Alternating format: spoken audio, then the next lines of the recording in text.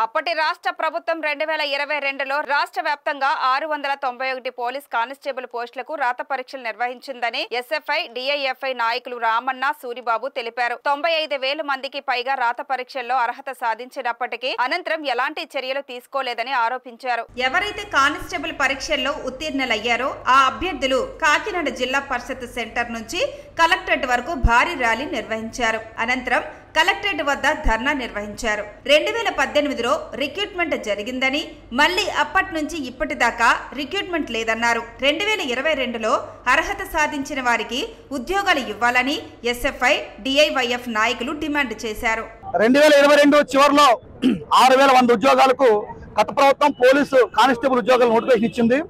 దాదాపు 95,208 మంది అర్హత సాధించారు ప్రిలిమ్స్ లో.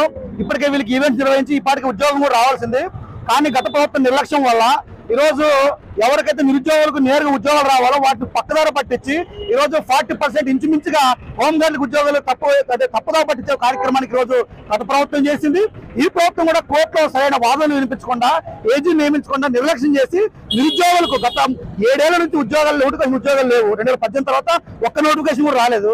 వచ్చిన నోటిఫికేషన్ 22లో వస్తే చివరిలో ఆ నోటిఫికేషన్ ఉద్యోగులు ఇప్పటిదాకా భర్తీ చేయలేదు.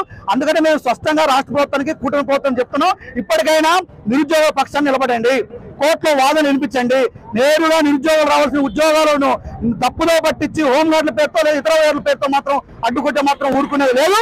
తక్షణమే రాష్ట్ర ప్రభుత్వం కావాలంటే మీకు ప్రేమ ఉంటే హోంగార్డులకు నిజంగా మామూలు చెబుతున్నాం 700 రూపాయలు వేతనం ఇస్తారు, కనీసం 40,000 వేతనం ఇవ్వండి నెలకని చెప్పి అడుగుతున్నాం. రాష్ట్ర వ్యాప్తంగా 2022లో ఏదైతే కానిస్టేబుల్ నోటిఫికేషన్ తీశారో దాన్ని గత 2 సంవత్సరాల నుంచి నిర్లక్ష్యం చేస్తా ఉన్నారు.